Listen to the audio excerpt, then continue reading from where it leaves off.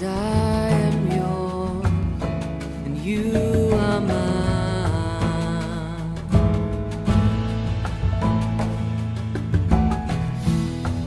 'Cause I am yours, you are mine. You are mine.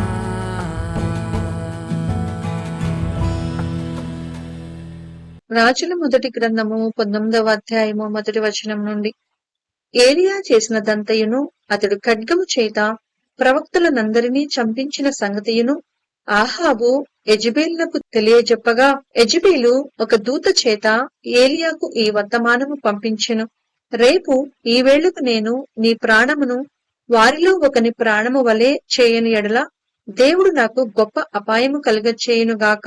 కాబట్టి అతడు ఈ సమాచారము తెలుసుకొని లేచి తన ప్రాణము కాపాడుకొనుటకై పోయి యూదా సంబంధమైన బెర్షెబాకు చేరి అచ్చట ఉండుమని తన దాసునితో చెప్పి, తాను ఒక దిన ప్రయాణము అరణ్యంలోనికి పోయి ఒక బదరీ వృక్షము క్రింద కూర్చుండి మరణాపేక్ష కలవాడై, యెహోవా, నా పితరుల కంటే నేను ఎక్కువ వాడను కాను, ఇంత మటుకు చాలును, నా ప్రాణము తీసుకొనుము అని ప్రార్థన చేసెను. అతడు బదరీ వృక్షము క్రింద పరుండి నిద్రించుచుండగా ఒక దేవదూత వచ్చి అతని ముట్టి, నీవు లేచి భోజనము చేయమని చెప్పెను. అతడు చూచినంతలో అతని తల దగ్గర నిప్పుల మీద కాల్చబడిన అప్పమును నీళ్ల బుడ్డియు కనపడెను.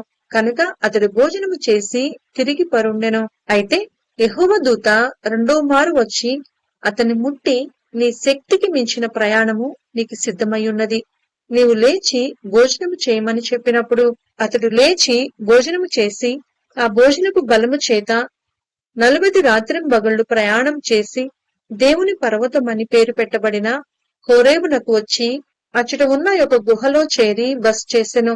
యెహోవా వాక్కు అతనికి ప్రత్యక్షమై, ఏలియా, ఇచ్చట నీవేమి చేయుచున్నావని అతన్ని అడుగగా, అతడు, ఇజ్రాయేలు వారు నీ నిబంధనను త్రోసివేసి నీ బలిపీఠములను పడగొట్టి నీ ప్రవక్తలను ఖడ్గము చేత హతం చేసిరి. సైన్యములకు అధిపతియు దేవుడు నగు యెహోవా కొరకు మహారోషము కలవాడనై నేను ఒకడును మాత్రమే మిగిలియుండగా వారు నా ప్రాణమును కూడా తీసివేయుటకై చూచుచున్నారని మనవి చేసెను. అందుకాయన, నీవు పోయి పర్వతం మీద యెహోవా సముఖమందు నిలిచియుండుమని సెలవిచ్చెను. అంతటి యెహోవా ఆ వైపున సంచరింపగా బలమైన పెనుగాలి లేచెను. యెహోవా భయమునకు పర్వతములు బద్దలాయెను, శిలలు చిన్నాభిన్నములాయెను. కాని యెహోవా ఆ గాలి దెబ్బయందు ప్రత్యక్షము కాలేదు. గాలిపోయిన తరువాత భూకంపము కలిగెను, కాని ఆ భూకంపము నందు యెహోవా ప్రత్యక్షము కాలేదు. ఆ భూకంపమైన తరువాత మెరుపు పుట్టెను, కాని ఆ మెరుపునందు యెహోవా ప్రత్యక్షము కాలేదు. మెరుపు ఆగిపోగా మిక్కిలి నిమ్మళముగా మాటలాడు ఒక స్వరము వినబడెను. ఏలియా దాని విని తన దుప్పటితో ముఖము కప్పుకొని బయలుదేరి గుహవాకిట నిలిచెను. అంతలో ఏలియా, ఇచ్చట నీవేమని ఒకడు పలికిన మాట అతనికి వినబడెను. అందుకతడు, ఇజ్రాయేలు వారు నీ నిబంధనను త్రోసివేసి నీ బలిపీఠములను పడగొట్టి నీ ప్రవక్తలను ఖడ్గము చేత హతము చేసిరి. సైన్యములకు అధిపతియు దేవుడు నగు యెహోవా కొరకు మహారోషము కలవాడనై నేను ఒకడును మాత్రమే మిగిలియుండగా వారు నా ప్రాణము తీసివేయుటకై చూచుచున్నారని చెప్పెను. అప్పుడు యెహోవా అతనికి సెలవిచ్చినదేమనగా, నీవు మరలి అరణ్య మార్గమున దమస్కునకు పోయి దానిలో ప్రవేశించి సిరియా దేశము మీద హజాయేలునకు పట్టాభిషేకము చేయము. ఇజ్రాయేలు వారి మీద నింషీ కుమారుడైన యెహూకు పట్టాభిషేకము చేయము. నీకు మారుగా ప్రవక్తయుండుటకు అబెల్కే హోలా వాడైన షాపాతు కుమారుడైన ఎలీషాకు అభిషేకము చేయము. హజాయేలు యొక్క ఖడ్గమును తప్పించుకొని వారిని యెహూ హతము చేయును. యెహూ యొక్క ఖడ్గమును తప్పించుకొని వారిని ఎలీషా హతము చేయును. అయినను ఇజ్రాయేలు వారిలో బయలునకు మోకాళ్ళునకయు నోటితో వాని ముద్దు పెట్టుకొనకయు నుండు 7,000 మంది నాకు ఇంకనూ మిగిలియుందురు. ఏలియా అచ్చట నుండి పోయిన తరువాత అతనికి షాపాతు కుమారుడైన ఎలీషా కనపడెను. అతడు తన ముందరనున్న 12 అరకల ఎడ్ల చేత దుక్కి దున్నించుచు 12వ అరక తాను తోలుచుండెను. ఏలియా అతన్ని చేరబోయి తన దుప్పటి అతని మీద వేయగా అతడు ఎడ్లను విడిచి ఏలియా వెంట పరిగెత్తి, నేను పోయి నా తల్లిదండ్రులను ముద్దు పెట్టుకుని తిరిగి వచ్చి నిన్ను వెంబడించిదనని చెప్పి అతనిని సెలవడుగా, అతడు పోయి రమ్ము, నా వలన నీకు నిర్బంధము లేదని చెప్పెను. అందుకతడు అతనిని విడిచి వెళ్లి కాడి ఎడ్లను తీసి వధించి వాటి మాంసమును గొర్తినొగల చేత వంట చేసి జనులకు వడ్డించెను. వారు భోజనము చేసిన తర్వాత అతడు లేచి ఏలియా వెంబడి వెళ్లి అతనికి ఉపచారము చేయుచుండెను. రాజుల మొదటి గ్రంథము 20వ అధ్యాయము మొదటి వచనం నుండి. తన యొద్ద గుర్రములను రథములను సమకూర్చుకొనిన 32 రాజులుండగా సిరియా రాజైన బెన్హదదు తన సైన్యమంతటిని సమకూర్చుకుని బయలుదేరి షోమ్రోనుకు ముట్టడి వేసి దాని మీద యుద్ధము చేసెను. అతడు పట్టణమందున్న ఇజ్రాయేలు రాజైన అహాబు నొద్దకు దూతులను పంపి, నీ వెండియు నీ బంగారమును నావే, నీ భార్యలలోనూ నీ పిల్లలలోనూ సౌందర్యము కలవారు నావారని బెన్హదదు సెలవిచ్చుచున్నాడని వారి చేత వర్తమానము తెలియచేసెను. అందుకు ఇజ్రాయేలు రాజు, నా ఏలినవాడవైన రాజా, నీవిచ్చిన సెలవు ప్రకారము నేనును నాకు కలిగిన సమస్తమును నీ వశమునున్నామని ప్రత్యుత్తరమిచ్చి వారిని పంపగా ఆ దూతలు పోయి ఆ మాట తెలియచేసి తిరిగి వచ్చి బెన్హదదు ఇట్లు సెలవిచ్చుచున్నాడని తెలియచెప్పిరి. నీవు నీ వెండిని నీ బంగారమును నీ భార్యలను నీ పిల్లలను నాకు అప్పగింపవలనని నేను నీ యొద్దకు నా సేవకులను పంపియున్నాను. రేపు ఈ వేళకు వారు నీ ఇంటికి నీ సేవకుల ఇండ్లను పరిశోధించుదురు. అప్పుడు నీ కంటికి ఏది ఇంపుగానుండునో దానిని వారు చేత పట్టుకుని తీసుకుని పోవుదురు. కాగా ఇజ్రాయేలు రాజు దేశపు పెద్దలందరినీ పిలువనంపించి, బెన్హదదు నీ భార్యలను పిల్లలను వెండి బంగారములను పట్టుకొందునని వర్తమానము పంపగా నేను ఈయనని చెప్పలేదు.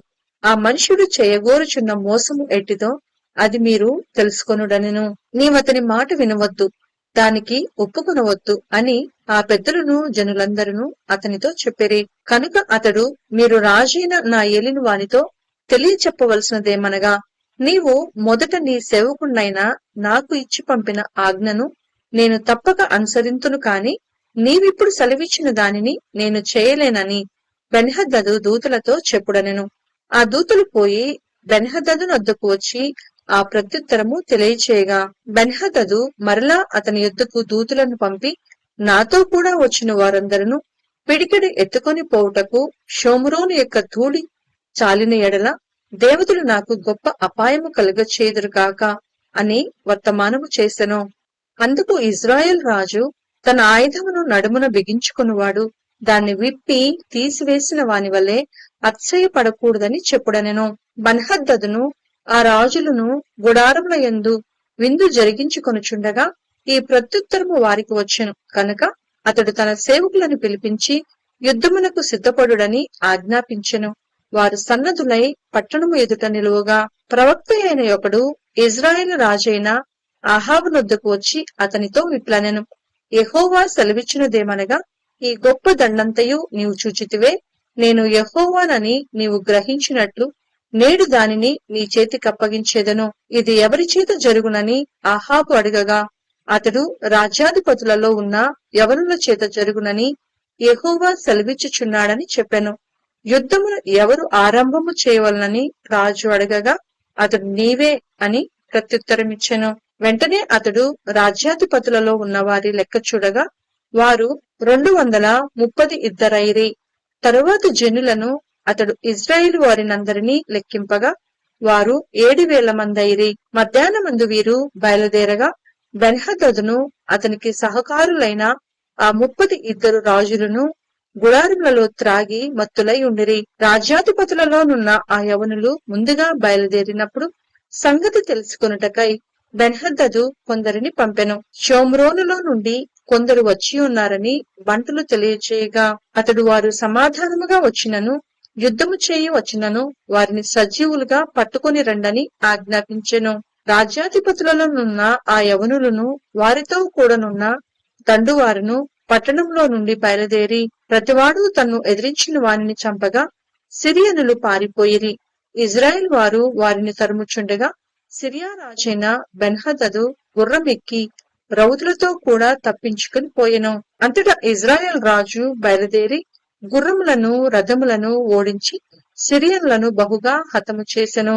అప్పుడు ఆ ప్రవక్త ఇజ్రాయెల్ రాజునొద్దకు వచ్చి, నీవు బలము తెచ్చుకొనుము, నీవు చేయవలసిన దానిని కనిపెట్టియుండుము. ఏడాది నాటికి సిరియా రాజు నీ మీదికి మరలా వచ్చునని అతనితో చెప్పెను. అయితే సిరియా రాజు సేవకులు అతనితో ఈలాగు మనవి చేసిరి, వారి దేవతలు కొండ దేవతలు కనుక వారు మనకంటే బలవంతులైరి. అయితే మనము మైదానమందు వారితో యుద్ధము చేసిన ఎడల నిశ్చయముగా వారిని గెలుచుదుము.